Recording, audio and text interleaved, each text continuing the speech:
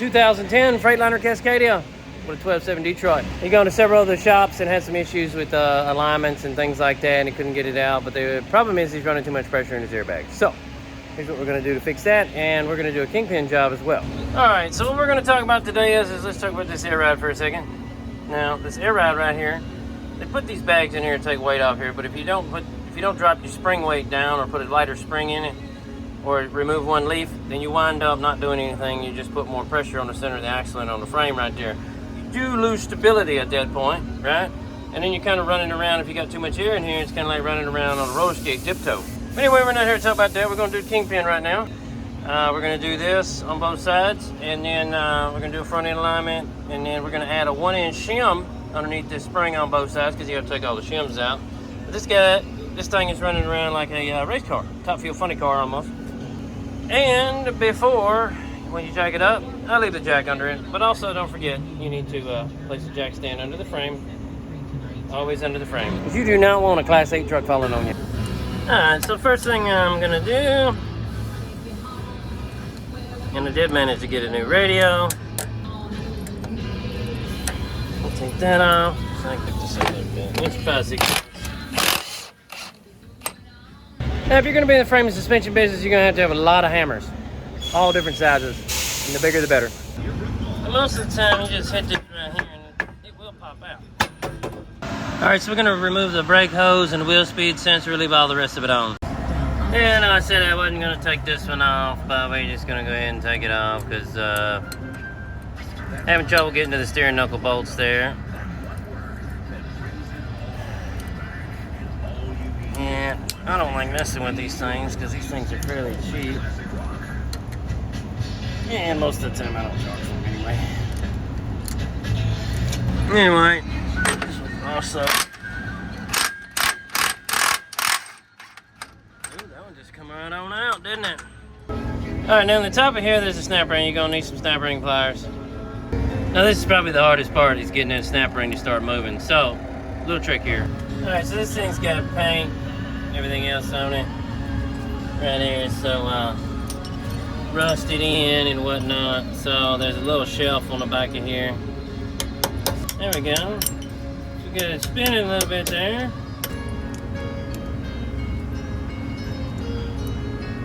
Now this cap is probably stuck in there as well.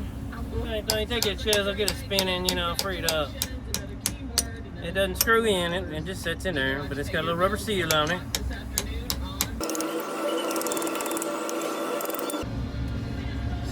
Right there.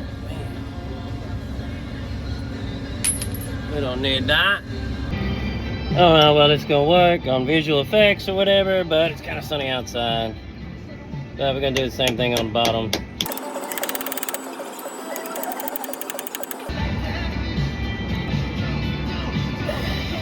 And if you want to, you can actually just put some grease in here and blow the cap out. It'll pop out, you know. Really the bottom one, you don't have to take it all the way out because it will come out when you knock the pin out. 18 millimeter. Now, a lot of times those bolts will break off and you have to really get into it, but most of the time, as long as you hit them tappy, they'll start moving. Don't get too crazy with them, you know. Now, this is a double lock, which is good. It's always good to have a double lock. So the ones with the single locks in them usually have a big issue after time. What happens is they start wallering the axle out because they're not cinched up at the bottom.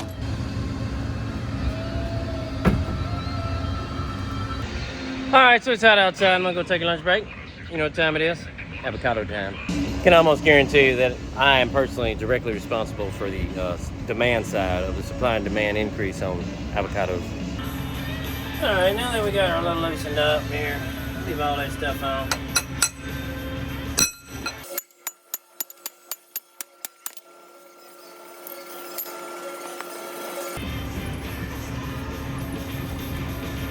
Get this thing to start coming off.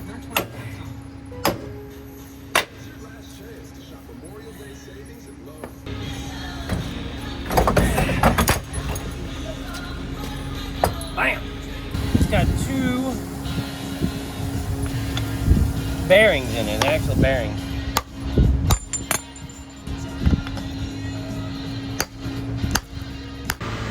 We're gonna knock these needle bearings out.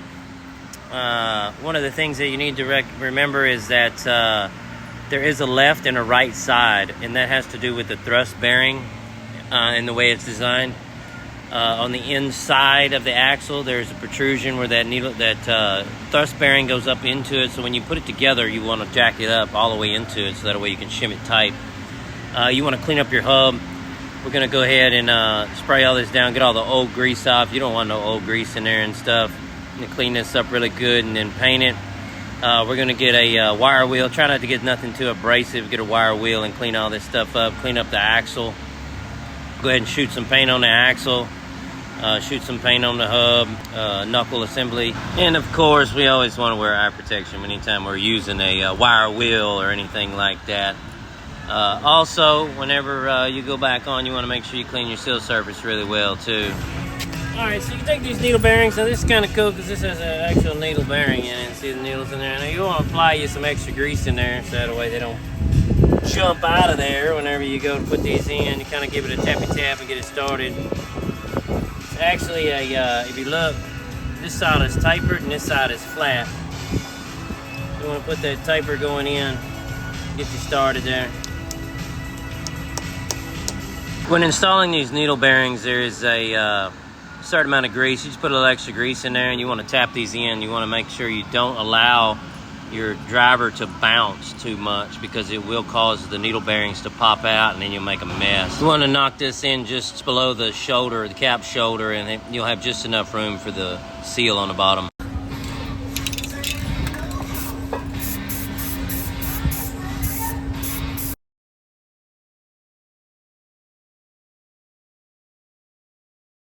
Put your thrust bearing in there.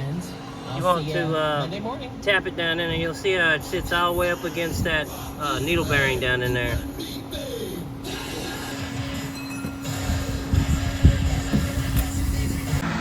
When installing your hub assembly here, you want to get your thrust bearing set in the bottom. You want to shim it up, work it around, jack it up. I don't have the jack in there yet. But I'm going to line the shims up, a couple of shims on top, and then stick the pin up through the bottom. And then once I stick the pin in the bottom, it will keep the thrust bearing from moving. Now normally what I'll do is I'll mark a line in line with the grooves on the pin at the top, so that way I know where the lock bolts go, so that way I can stick it in and tap it up. It allows for easier alignment, so that way it's more in line and you don't have to work it around too much.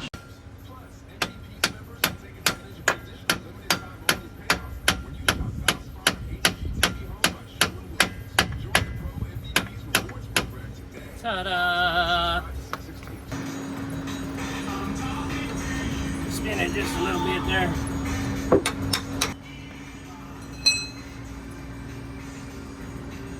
Need a flat side to each side there.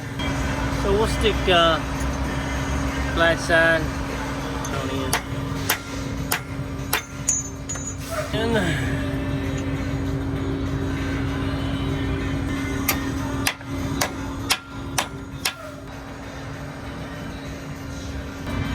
so this is 18 millimeter again. Careful with these because they will break very easily.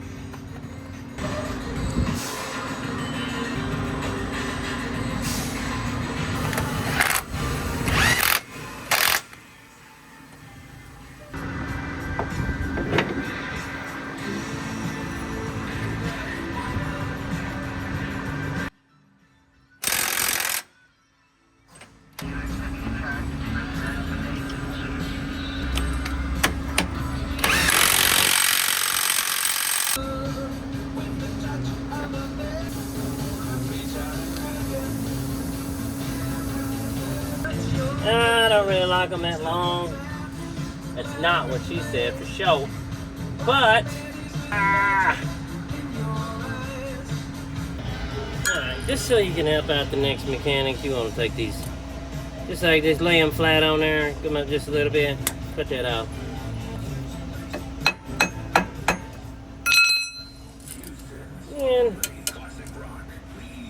little bit off this side. Put it down. Alright, so it's got angled grease zerks on here. You want to face it to where, you know, it's going to be easy accessible. I usually take a big nut that's bigger than just higher and just kind of tap it on there. Down. Yeah, that's how it sounds. Like it's down all the way. We'll find out. Put a snap ring in there.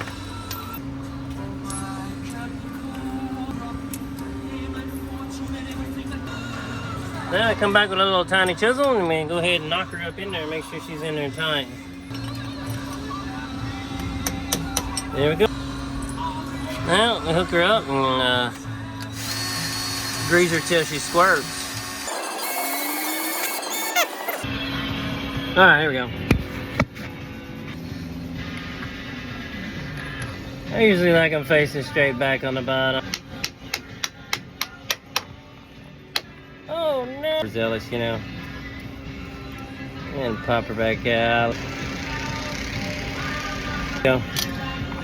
Now after you install this and you put your snap ring in, make sure your snap ring is all the way in, because if you're down here and you grease this thing, it will blow out on you. She oozed out pretty good right there. Okay, so I'm gonna go back with your zip ties.